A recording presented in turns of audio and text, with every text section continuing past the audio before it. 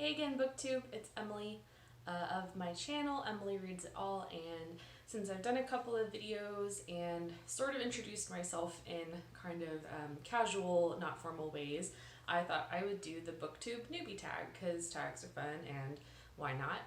And also February has been a really slow reading month for me and I'm a little embarrassed about my progress towards my tentative TBR, so I'm going to do a tag to boost my self-esteem a little bit. The booktube newbie tag was originally created by Brenda C. I will link her channel in the description below so you can find it if you would like to see the original video. And the first question is, why did you start this channel? So I think partly I did it to see if I could get more comfortable in front of the camera because with my career in social work and especially social work with older adults, there's a lot of educational gaps and advocacy gaps, and I think video and presentations is a really good way to get that out there. So I sort of started this channel with the hopes that it would maybe help me boost my skills and comfortability in front of being a camera. And the other reason is I love reading. I read pretty frequently, even though maybe right now I'm reading less than I would like being in grad school. And I don't have a ton of people in my life who are as voracious of readers as I am, and the couple of people in my life that do read a lot, that I'm like good friends with, the stuff they read is pretty different than what I read. So I feel like, a lot of the times I just don't really have anyone to talk to about what I'm reading. I mean, I talk to my partner about what I'm reading, I tweet about what I'm reading, but there's not necessarily someone in my real, quote unquote, real life who I can like deep dive on books with. Question number 2 is, what are some fun and unique things you can bring to booktube? I am studying to be a social worker. I identify as queer. I'm in a same gender relationship with my partner / wife to be. We're getting married in October. So I think perhaps I bring a little bit of a different perspective. I'm a little older for maybe a lot of YouTubers. I'm 28, like entering my 30s fairly soon. So maybe just like a little bit more life experience. I've worked quite a bit out of college and just maybe have some different perspective on life than a lot of the younger booktubers might have, and can really bring like that social work lens. I kind of talked about it in my previous video when I was talking about the silent patient, but can kind of bring some of that social worky therapeutic lens to some of the stuff that I'm reading about, and would love to talk about that in my videos. Number 3 is, what are you most excited for about this channel? Like learning more about the process of video editing and just publishing on YouTube, like I said, because I think that is something that I'd like to be able to do more easily for my career. Is exciting. And then I think also just as I'm able, one of my goals over the next month is to engage more with commenting on other booktubers videos. I used to do that a lot more in the past before I had a channel, and I haven't really been able to do it as much the last couple of months. So getting back into that habit and hopefully really starting to get what I was looking for, of being able to engage in meaningful conversation with other booktubers about the books that I'm reading and loving, or reading and not loving. So that's a big part of it. Why do you love reading is question number 4. Why do I love reading? I mean, that's actually kind of an interesting question, because like reading is just such an ingrained, if like most people that have known me since I was like a little kid, like either some of my longer term friends or my family would tell you that being a reader has always just been a big part of my identity, and reading a lot is just something that I've always done. And I think I really love it because it can be so immersive to me in a way that like movies or TV is not. I think I actually get much more similar feelings from reading as I do like going to see a live performance, because in a live performance I'm much more I'm like not gonna pick up my phone and scroll through my phone. I'm not gonna like whisper to the person next to me and make a comment like maybe I would in the movies. and that's very much how I am when I read. Like when I'm reading a physical book, like I am like 100% tuned in to that experience. And because I always have a lot going on in my life and I'm always juggling multiple commitments and deadlines and responsibilities, I think I just really enjoy the fact that reading gives me a chance to kind of turn all of that other stuff off and just really be present with a work of art, a narrative, characters that I love or maybe don't love. But regardless, it's an immersive experience for me, and I think it almost kind of gives me the same benefits as like meditating would. What book or series got you into reading? That's actually really cute. I mean, immediately what comes to mind is the Jeannie B. Jones books. I loved those books as a child, and they are definitely what I remember reading at the earliest age. I know there were probably other books that I read before then, because I think I was reading Jeannie B. in like kindergarten maybe. But they were kind of some of the first like longer chapter books that I read, and I loved them all. I think at one point I had all of the Jeannie B. books in paperback, and if I didn't have it, I'd get it from the library as soon as it was available. But that was just like something that all my family knew that I loved, and they would like get me the new one when it came out and collect it for me. So love me some Jeannie B. Jones. What questions would you ask your favorite booktuber? I don't think I have a singular favorite booktuber. There's definitely quite a few booktubers that I really love.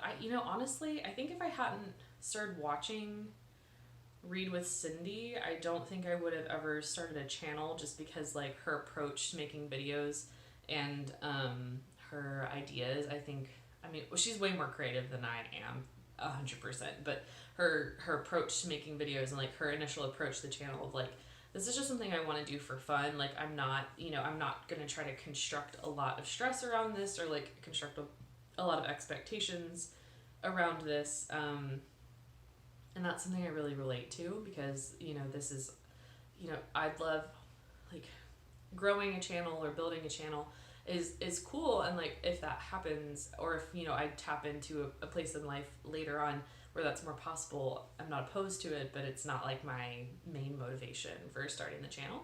And, like, I don't plan on ever, like, buying a camera. I plan on, like, using my phone and using pretty like cheap equipment. It's not something I want to invest a lot of money into, and I don't think I have to kind of like achieve the goals that I wanted to achieve that I talked about earlier. So I think maybe I would ask Read with Cindy how she feels about her channel now versus like maybe the first 6 months that she had it, because she grew pretty fast, but like her growth definitely like took off after she started reviewing the Sarah J. Maas books. And so I'd love to just know, like, I think I started watching her after she posted like 4 videos, so I've been watching her from like the very beginning, and I think I would just really like to know, like, does what she wants out of her channel, has it changed? Does she see her channel differently now? Has her channel become a source of stress in kind of the way that she really wanted to avoid? And just kind of do that, hey, you kind of blew up and you have like over 100,000 subscribers now. Is how you feel about your channel different now than when you first started? What challenges in starting a channel will be the hardest to overcome? Time and motivation. Yeah. That's just actually doing it. Just actually making myself do it. And like find time, and knowing me, creating videos for this channel, it will happen because I'm procrastinating on my schoolwork. So if I'm posting videos, it's probably because I should be reading for class or working on a paper, but that's okay. When did you start reading? I started reading, like I said, I've kind of always been a avid reader from a very early age. I think I started reading, like I learned to read pretty young. I think I was like 3 or 4 maybe when I started kind of reading like basic stuff. I'd have to ask my mom, I don't know. But I always had like I was deeply interested in books from a young age because my parents read to me a lot as a kid. and I always loved reading. It, even like the stuff we had to read for school, I always read it. There were never books that I skipped in school. I always read at least half of the book we were supposed to read for school, and then I was inevitably reading, you know, a million other books on the side. I was that kid who would go to the library in the morning, check out a book or two, and then read them during the day and return them at the end of the day. Like, that was my life. I would get in trouble in class for reading. I had a friend, actually, me and her would both, like, we'd sit near each other in class, especially once we got to high school, and it was, like, I guess more of a problem for the teachers that we didn't need to give them our 100% uninterrupted attention to get an A in the class, because the class was really easy. So yeah, they would get really pissed at us. And I remember, not me, but my friend actually got banned from the library for like 2 weeks because she kept getting in trouble for reading library books in class, which I think is supremely fucked up. So teachers, don't do that. Don't ban kids from the library. Seriously, that's the stupidest shit I've ever heard in my life. Where do you read? I mean, I read in bed. Like, if I'm reading, physical books, if I'm reading physical books, it's in bed or, like, on the couch, or, like, if I've stuck my book in my backpack and I'm reading in between classes. I read on planes a lot. Like, that's actually how I read so much in January, is I flew to Washington, and that's, like, a fairly long flight from Texas. So I flew there and back and read a lot on the plane. And then I do listen to a lot of audiobooks because, especially right now, I have to drive quite a bit during the day to get from like home to work, work to class to my internship. So I'm in the car a good amount a day, probably at least a couple hours a day. And so I listen to audiobooks, and that's how I get through my audiobooks. I listen to them on 1.5 speed or 1.75 speed and get through them pretty quickly that way. I have noticed I cannot listen to audiobooks when I'm at home for some reason. Like, I have to be in the car, because if I'm at home and like I'm listening to an audiobook, I'll inevitably start doing something else, and then I won't be fully paying attention to the book.